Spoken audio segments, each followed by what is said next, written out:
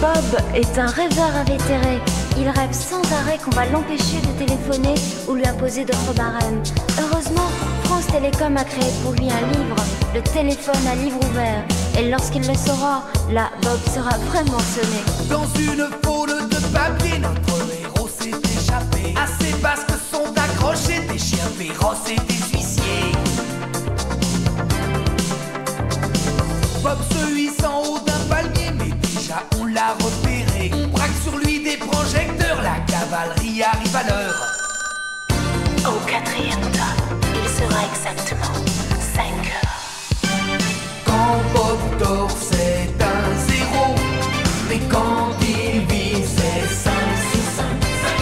Quand Bob dort, c'est un zéro, mais quand il vit, c'est 5 sur 5.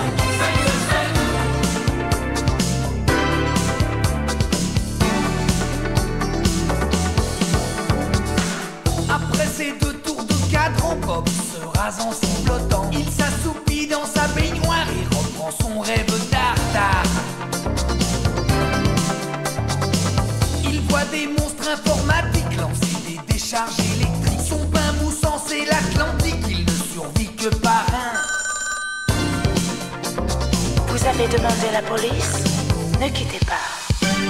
Quand Bob dort, c'est un zéro, mais quand il vit, c'est 5 sur 5.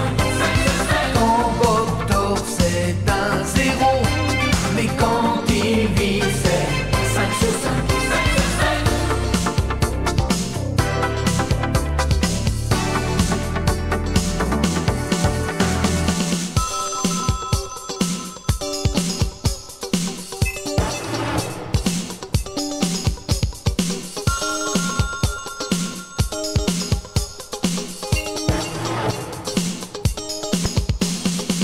Beaucoup plus tard, dans un bar, Bob va reprendre son cauchemar. Il va être jeté en pâture à des ratures, à des factures.